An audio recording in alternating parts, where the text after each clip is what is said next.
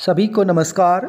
मैं विजयपाल पीजीटी इतिहास राजकीय वरिष्ठ माध्यमिक विद्यालय रोहड़ाई रेवाड़ी कक्षा 11वीं इतिहास अध्याय 4 इस्लाम का उदय और विस्तार लगभग 570 से 1200 ईस्वी भाग 3 में आप सभी का स्वागत करता हूँ।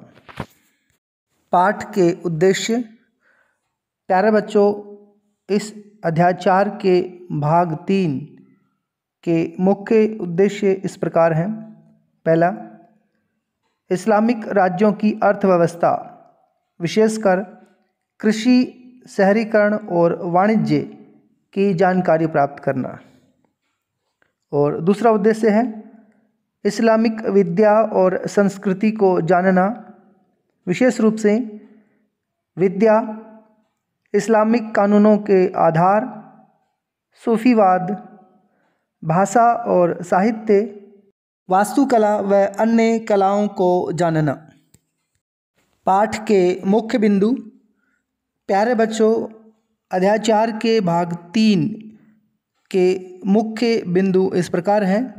पहला, अर्थव्यवस्था, और इसमें हम 3 बिंदुओं पर विशेष रूप से चर्चा करेंगे: कृषि, शहरीकरण और वाणिज्य। हमारा दूसरा मुख्य बिंदु है विद्या और संस्कृति। इसमें मुख्य रूप से विद्या, इस्लामिक कानूनों के आधार, सूफीवाद, भाषा और साहित्य, वास्तुकला व अन्य कलाओं के बारे में हमें पढ़ना है। तो शुरू करते हैं पहले मुख्य बिंदु को। अर्थव्यवस्था, विशेषकर कृषि, शहरीकरण और वाणिज्य। नए जीते गए क्षेत्रों में बसे हुए लोगों का प्रमुख व्यवसाय कृषि था। इस्लामी राज्य ने इनमें कोई परिवर्तन नहीं किया। जमीन के मालिक बड़े और छोटे किसान थे और कहीं कहीं राज्य भी था। इराक और ईरान में ज़मीन काफ़ी बड़ी इकाइयों में बटी हुई थी, जिसकी खेती किसानों के द्वारा की जाती थी। सस्सानी और इस्लामी कालों में भू संपदा स्वामी राज्य की ओर से कर एकत्र करते थे। इन इलाकों में जो पशुचारण की स्थिति से आगे बढ़कर कृषि व्यवस्था तक पहुंच गए थे, जमीन गांव की सांझी संपत्ति थी। कृषि भूमि का सर्वोपरि नियंत्रण राज्य के हाथों में था, जो विजय का काम पूरा होने पर अपनी अधिकांश आय भू राजस्व से अर्थात कृषि से प्राप्त करता था। अरबों द्वारा जीती गई भूमि पर जो मालिकों के हाथों में रहती थी, कर लगता था, जिसे खराज कहा जाता था, जो खेती की स्थिति के अनुसार पैदावार के आधे भाग से लेकर 5वें हिस्से के बराबर होता था। जो ज़मीन मुसलमानों की मिल्कियत थी अथवा जिसमें उनके द्वारा खेती की जाती थी, उस पर उपज के 10वें हिस्से के बराबर कर लगता था। जब गैर मुसलमान कम कर देने के उद्देश्य से मुसलमान बनने लगे, तो उससे राज्य की आय कम हो गई। इस कमी को पूरा करने के लिए खलीफाओं ने पहले तो धर्मांतरण को निरुत्साहित किया और बाद में कराधान की एक समान नीति अपनाई। खेती में खुशहाली राजनीतिक स्थिरता के साथ साथ आई। बहुत से क्षेत्रों में, विशेष रूप से नील घाटी में, राज्य ने सिंचाई प्रणालियों, बांधों और नहरों के निर्माण, कुओं की खुदाई के लिए सहायता दी। ये सारी चीज़ें अच्छी फसल के लिए ज़रूरी थी। इस्लामी कानूनों में उन लोगों को कर में रियायत दी गई थी जो जमीन को पहली बार खेती के काम में लाते थे। किसानों की पहल और राज्य के समर्थन के द्वारा खेती योग्य भूमि का विस्तार हुआ और प्रमुख प्रौद्योगिकीय परिवर्तनों के अभाव की स्थिति में भी उत्पादकता में वृद्धि हुई।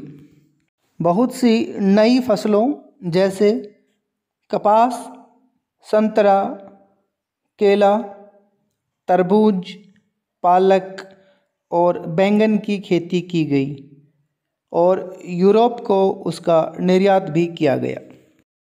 जैसे जैसे शहरों की संख्या में तेज़ी से बढ़ोतरी हुई, वैसे ही इस्लामी सभ्यता फली फूली या फैलती गई। बहुत से नए शहरों की स्थापना की गई जिनका मुख्य उद्देश्य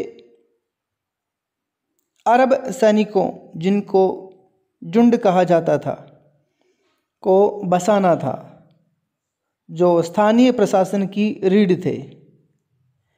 इस श्रेणी के फौजी शहरों में, जिन्हें मिस्र कहा जाता था, कूफा और बसरा इराक में तथा फुस्तात और काहिरा मिस्र में थे। अब्बासी खिलाफत की राजधानी के रूप में अपनी स्थापना के बाद आधी शताब्दी के अंदर ही अर्थात 800 ईस्वी में बगदाद की जनसंख्या बढ़कर लगभग 10 लाख पहुंच गई थी। इन शहरों के साथ साथ दमिश्क, इस्फहान और समरकंद जैसे पुराने शहर थे जिन्हें नया जीवन मिल गया था। इस प्रकार संपूर्ण क्षेत्र में शहरों का एक विशाल जाल विकसित हो गया। एक शहर दूसरे शहर से जुड़ गया और परस्पर संपर्क एवं कारोबार बढ़ता गया। शहर के केंद्र में 2 भवन समूह होते थे जहाँ से सांस्कृतिक और आर्थिक शक्ति का प्रसारण होता था। इनमें एक थी मस्जिद, जिसे मस्जिद अल जामी कहा जाता था, जहाँ सामूहिक नमाज पढ़ी जाती थी। यह इतनी बड़ी होती थी कि दूर से दिखाई दे सकती थी। दूसरा भवन समूह केंद्रीय मंडी, जिसे सुक कहा जाता था, थी, जिसमें दुकानों की कतारें होती थी, व्यापारियों के आवास और सर्राफ, जो पैसे का लेन देन करता था, का कार्यालय होता था। शहर में प्रशासकों, जो राज्य के नेत्र के समान होते थे, और विद्वानों तथा व्यापारियों के लिए घर होते थे जो केंद्र के निकट रहते थे।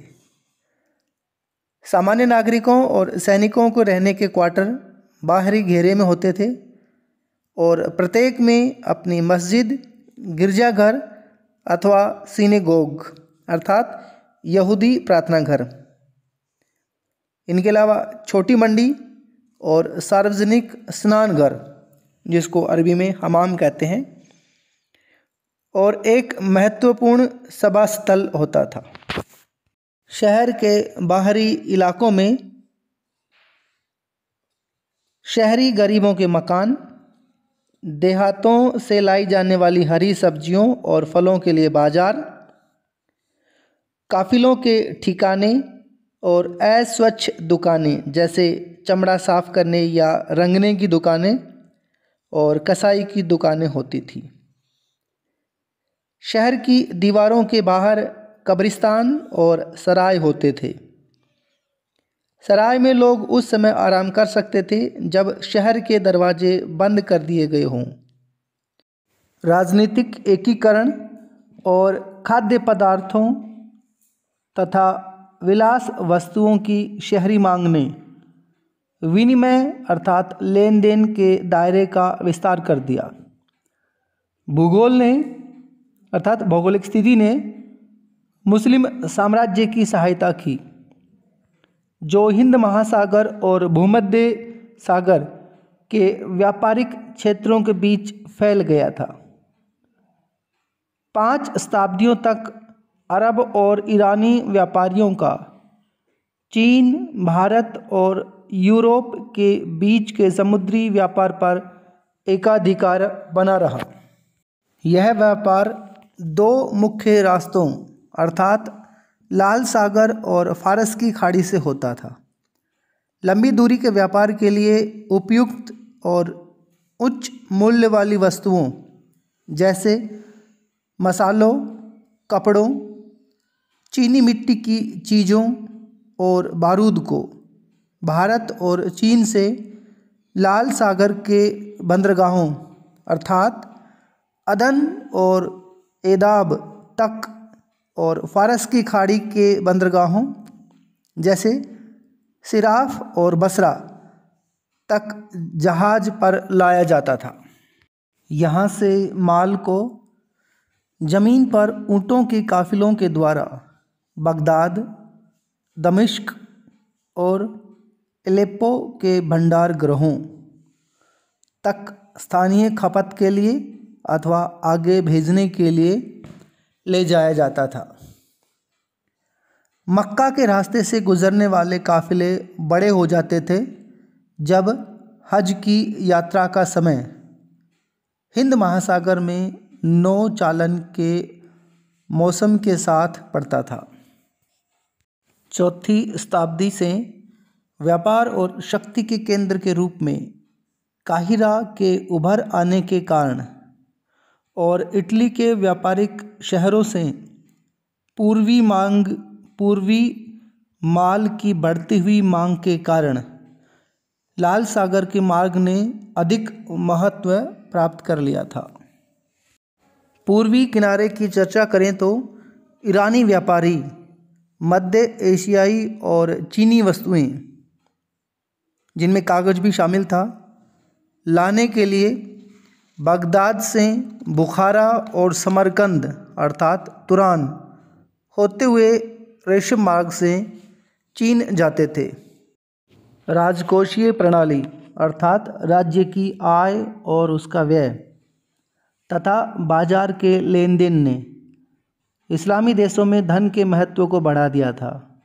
सोने, चांदी और तांबे के सिक्के बनाए जाते थे और वस्तुओं तथा सेवाओं की अदायगी के लिए प्राय सर्राफों, जो पैसे का लेन देन करते थे, के द्वारा सील बंद किए गए थैलों में भेजे जाते थे। सोना सूडान से और चांदी मध्य एशिया से आती थी। कीमती धातुएं और सिक्के यूरोप से भी आते थे, जो पूर्वी व्यापार की वस्तुओं को खरीदने के लिए यूरोप अदा करता था। मध्यकालीन आर्थिक जीवन में मुस्लिम जगत का सबसे बड़ा योगदान यह था कि उन्होंने अदायगी और व्यापार व्यवस्था के बढ़िया तरीक़ों को विकसित किया। उदाहरण के लिए साख पत्रों, जो अंग्रेजी शब्द चेक या हिंदी शब्द शाख का मूल है, और हुंडियों अर्थात बिल ऑफ एक्सचेंज का उपयोग व्यापारियों, साहूकारों द्वारा धन को एक जगह से दूसरी जगह और एक व्यक्ति से दूसरे व्यक्ति को अंतरित करने के लिए किया जाता था। वाणिज्यिक पत्रों के व्यापक उपयोग से व्यापारियों को हर स्थान पर नगद मुद्रा अपने साथ ले जाने से मुक्ति मिल गई और इससे उनकी यात्राएं भी ज़्यादा सुरक्षित हो गई। खलीफा भी वेतन अदा करने अथवा कवियों और चारणों को इनाम देने के लिए शक अर्थात साख पत्रों का इस्तेमाल करते थे। विद्या और संस्कृति। प्यारे बच्चों, यह हमारे इस भाग 3 का दूसरा मुख्य बिंदु है, जिसमें हमें इस्लामिक विद्या, इस्लामिक कानून, सूफीवाद, भाषा और साहित्य, कानून वास्तुकला व अन्य कलाओं के बारे में जानना है। जब अन्य लोगों के साथ संपर्क में आने पर मुसलमानों के धार्मिक और सामाजिक अनुभवों में गहराई आई तो मुस्लिम समुदाय को अपने ऊपर सोच विचार करना पड़ा और ईश्वर अर्थात अल्लाह और संसार से जुड़े मुद्दों से भी जूझना पड़ा। उदाहरण के लिए, एक मुसलमान का आदर्श आचरण सबके सामने और अकेले में कैसा होना चाहिए? सृष्टि रचना का क्या उद्देश्य है? और कोई व्यक्ति यह कैसे जान सकता है कि ईश्वर उसके द्वारा पैदा किए गए जीवों से क्या चाहता है? कोई सृष्टि के रहस्यों को कैसे समझ सकता है? इन प्रश्नों के उत्तर विद्वान मुसलमानों से प्राप्त हुए, जिन्होंने समुदाय की सामाजिक पहचान को मजबूत बनाने के लिए और अपनी बौद्धिक जिज्ञासा को संतुष्ट करने के लिए विभिन्न प्रकार का ज्ञान प्राप्त और संकलित किया था। धार्मिक विद्वानों अर्थात उलेमा के लिए कुरान से प्राप्त ज्ञान और पैगंबर का आदर्श व्यवहार, जिसको सुन्ना कहा जाता था, ईश्वर की इच्छा को जानने का एकमात्र तरीका है और वह इस विश्व में मार्गदर्शन प्रदान करता है। मध्यकाल में उल्मा अपना समय कुरान पर टीका अर्थात तफसीर लिखने और मोहम्मद की प्रामाणिक उक्तियों और कार्यों को लेखबद्ध अर्थात अधीत करने में लगाते थे। कुछ उल्मा ने कर्मकांडों अर्थात इबादत के जरिए ईश्वर के साथ मुसलमानों के संबंध को नियंत्रित करने और सामाजिक कार्यों के जरिए बाकी इंसानों के साथ मुसलमानों के संबंधों को नियंत्रित करने के लिए कानून अथवा शरिया, जिसका शाब्दिक अर्थ होता है सीधा रास्ता, तैयार करने का काम किया। इस्लामी कानून तैयार करने के लिए विधिवेताओं ने तर्क और अनुमान अर्थात कियास का भी इस्तेमाल किया, क्योंकि कुरान और हदीस में हर चीज़ प्रत्यक्ष नहीं थी और शहरीकरण के कारण जीवन जटिल होता गया था। स्रोतों के अर्थ निर्णय और विधि शास्त्र के तरीकों के बारे में मतभेदों के कारण 8वीं और 9वीं शताब्दी में कानून की 4 शाखाएं अर्थात मजहब बन गई थी। ये थी मलीकी, हनफी, सफ़ीही और हनबली, जिनमें से प्रत्येक का नाम एक प्रमुख विधिवेता अर्थात फ़कीह के नाम पर रखा गया था और इसमें से अंतिम शाखा सर्वाधिक रूढ़िवादी थी। शरिया ने सुन्नी समाज के भीतर सभी संभव कानूनी मुद्दों के बारे में मार्गदर्शन प्रदान किया था। हालांकि यह वाणिज्यिक अथवा दांडिक अर्थात दंड से संबंधित और संवैधानिक मुद्दों की अपेक्षा व्यक्तिगत स्थिति, जिसमें विवाह, तलाक और विरासत के मुद्दे शामिल होते थे, के प्रश्नों के बारे में अधिक सुस्पष्ट था। मध्यकालीन इस्लाम के धार्मिक विचारों वाले लोगों का एक समूह बन गया था, जिन्हें सूफ़ी कहा जाता है। ये लोग तपश्चर्या और रहस्यवाद के जरिए खुदा का अधिक गहरा और अधिक व्यक्तिक ज्ञान प्राप्त करना चाहते थे। समाज जितना अधिक भौतिक पदार्थों और सुखों की ओर लालायित होता था, सूफी लोग संसार का त्याग उतना ही अधिक करना चाहते थे और केवल खुदा पर भरोसा करना चाहते थे। 8वीं और 9वीं शताब्दी में तपश्चर्या और वैराग्य की प्रवृत्तियाँ सर्वेश्वरवाद और प्यार के विचारों द्वारा ऊंचा उठकर रहस्यवाद की ऊंची अवस्था पर पहुंच गई। सर्वेश्वरवाद ईश्वर और उसकी सृष्टि के एक होने का विचार है, जिसका अभिप्राय यह है कि मनुष्य की आत्मा को उसके निर्माता अर्थात परमात्मा के साथ मिलाना चाहिए। ईश्वर से मिलन ईश्वर के साथ तीव्र प्रेम के जरिए ही प्राप्त किया जा सकता है।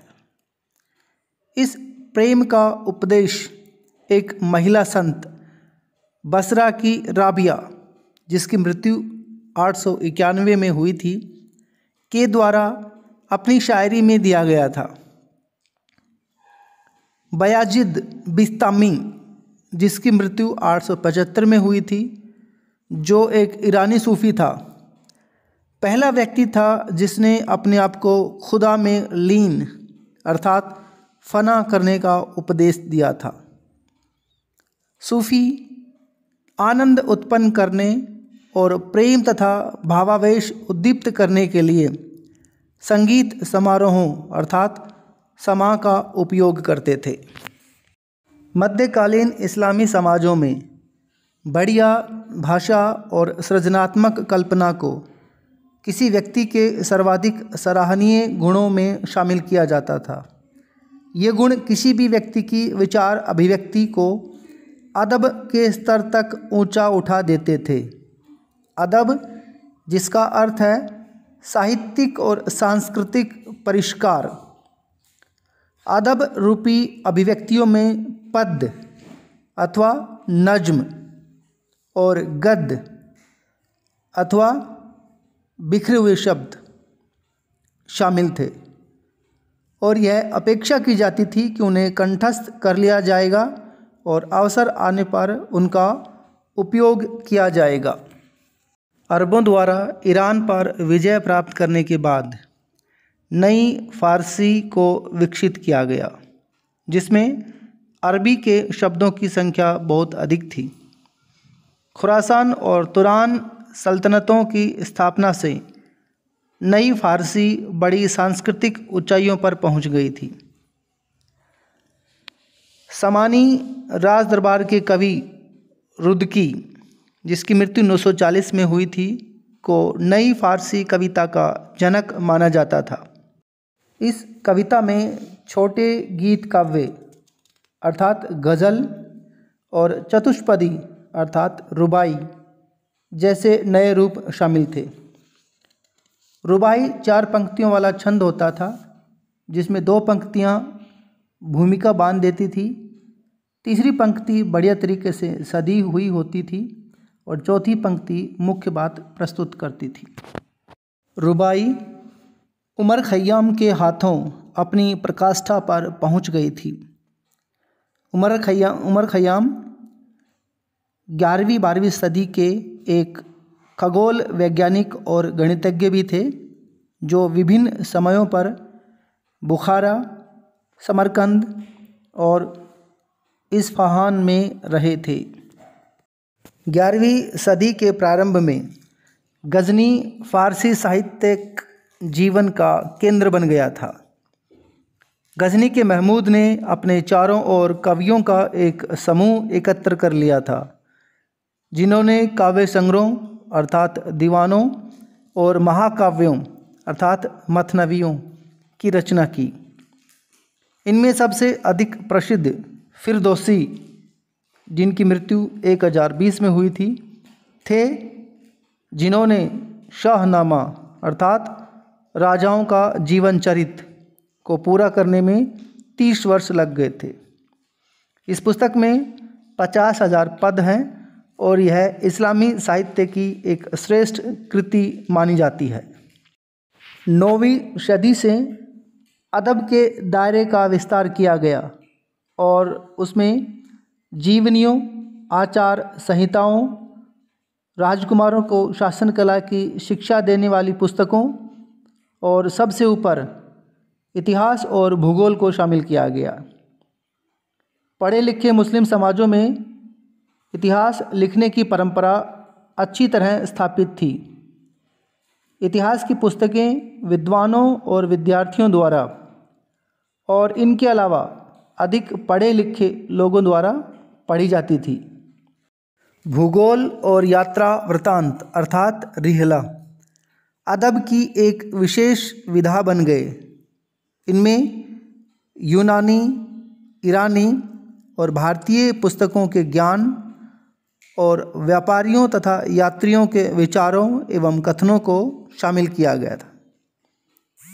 गणितीय भूगोल में बसे हुए संसार को भूमध्य रेखा के समानांतर हमारे तीनों महाद्वीपों के अनुरूप 7 किस्म की जलवायु में विभाजित किया गया। प्रत्येक शहर की बिल्कुल सही स्थिति का निर्धारण खगोल वैज्ञानिक तरीके से किया गया। मुकदसी, जिनकी मृत्यु 1000 ईस्वी में हुई थी, का वर्णनात्मक भूगोल विश्व के सभी देशों के लोगों का तुलनात्मक अध्ययन है और विदेशों के बारे में उठी जिज्ञासाओं को शांत करने वाला खजाना है। 10वीं शताब्दी तक एक ऐसी इस्लामी दुनिया उभर आई थी जिसे यात्री आसानी से पहचान सकते थे। धार्मिक इमारतें इस दुनिया की सबसे बड़ी बाहरी प्रतीक थी। उदाहरण के लिए स्पेन से मध्य एशिया तक फैली हुई मस्जिदें, इबादतगाह और मकबरों का बुनियादी नमूना एक जैसा था, जिसमें मेहराबें, गुंबद, मीनार और खुले शहन अर्थात आंगन, और ये सभी इमारतें मुसलमानों की आध्यात्मिक और व्यवहारिक ज़रूरतों को अभिव्यक्त करती थी। मस्जिद में एक खुला प्रांगण अर्थात सहन होता था, जहाँ पर एक फव्वारा अथवा जलाशय बनाया जाता था और यह प्रांगण एक बड़े कमरे की ओर खुलता, जिसमें प्रार्थना करने वाले लोगों की लंबी पंक्तियों और प्रार्थना का नेतृत्व करने वाले व्यक्ति अर्थात इमाम के लिए पर्याप्त स्थान होता था। बड़े कमरे की 2 विशेषताएं थीं जो आज तक महत्वपूर्ण है। पहली, दीवार में एक मेहराब अर्थात आला जो मक्का अर्थात किबला की दिशा का संकेत देती है, और एक मंच अर्थात मिंबर जहाँ से शुक्रवार को दोपहर की नमाज के समय प्रवचन दिए जाते हैं। इमारत में जुड़ी एक मीनार होती है जिसका उपयोग नियत समयों पर प्रार्थना हेतु लोगों को बुलाने के लिए किया जाता है। मीनार नए धर्म के अस्तित्व का प्रतीक है। शहरों और गांवों में लोग समय का अंदाज़ा 5 दैनिक प्रार्थनाओं और साप्ताहिक प्रवचनों की सहायता से लगाते थे। इस्लामी धार्मिक कला में प्राणियों के चित्रण की मनाही से कला के 2 रूपों को बढ़ावा मिला। पहला, खुशनवीशी अथवा सुंदर लिखने की कला, और दूसरा अरबेस्क अर्थात ज्यामितीय और वनस्पतीय डिजाइन। इमारतों को सजाने के लिए आमतौर पर धार्मिक उद्धरणों अर्थात वचनों का छोटे और बड़े शिलालेखों में उपयोग किया जाता था। कुरान की 8वीं और 9वीं शताब्दियों की पांडुलिपियों में खुशनवीशी की कला को सर्वोत्तम रूप में सुरक्षित रखा गया है। निष्कर्षतः हम कह सकते हैं कि जिन इस्लामी क्षेत्रों का हमने अध्ययन किया है, उनके इतिहास में मानव सभ्यता के 3 पहलू महत्वपूर्ण रहे हैं, और ये 3 पहलू हैं धर्म, समुदाय एवं राजनीति। इन्हें हम 3 गोले मान सकते हैं। 7वीं शताब्दी में ये तीनों गोले एक दूसरे पर इस तरह बैठे हुए थे कि वह सब एक ही गोला लगते थे। अगली 5 शताब्दियों में ये गोले अलग अलग हो गए। 1200 ईस्वी तक आते आते इस्लाम का प्रभाव राज्य व सरकार पर न्यूनतम हो गया। इस काल में राजनीति से कई ऐसी चीज़ें जुड़ गई जिनकी कोई धार्मिक वैधता नहीं थी, जैसे राजतंत्र की संस्था या गृह युद्ध आदि। लेकिन अभी भी धर्म व समुदाय के गोले एक ही थे। निजी मामलों और रीतियों में शरिया अर्थात शरीयत से मुस्लिम समुदाय प्रभावित था और यह बात उनकी एकता का महत्वपूर्ण कारण भी था। इस्लाम के धार्मिक कुलीन शासन नहीं चला रहे थे, यानी कि राजनीति का गोला अलग था, लेकिन वे धार्मिक पहचान को परिभाषित कर रहे थे।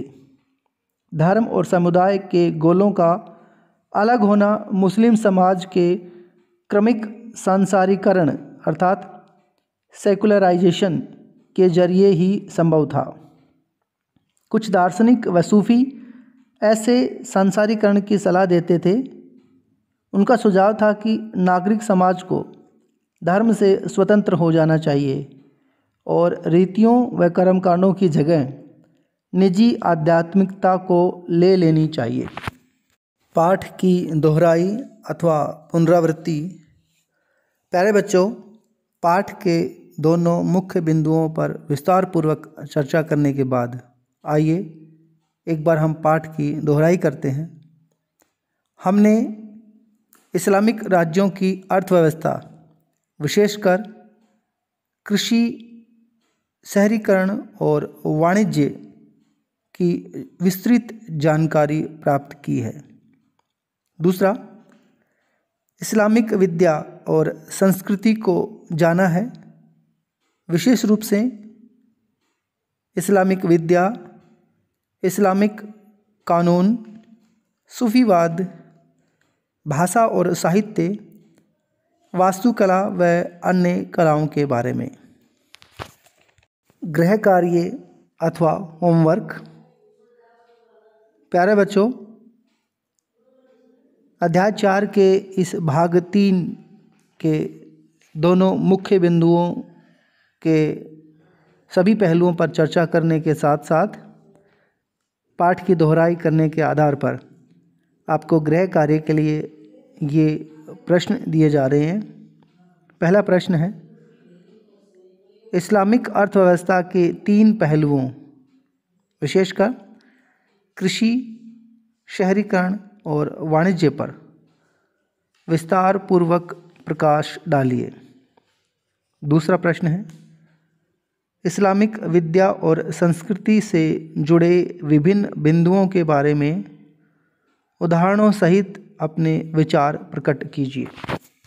प्यारे बच्चों, उम्मीद है आपने अध्याय 4 इस्लाम का उदय और विस्तार के तीनों भाग को अच्छे से सुना है, समझा है। अगर फिर भी किसी प्रकार की कोई दिक्कत है तो पाठ को अच्छी तरह समझने के लिए इन तीनों भागों को पुनः एक बार ध्यान से सुनिए और तीनों भागों में दिए गए अभ्यास के प्रश्नों को हल करने का प्रयास करें। आप सभी का बहुत बहुत धन्यवाद।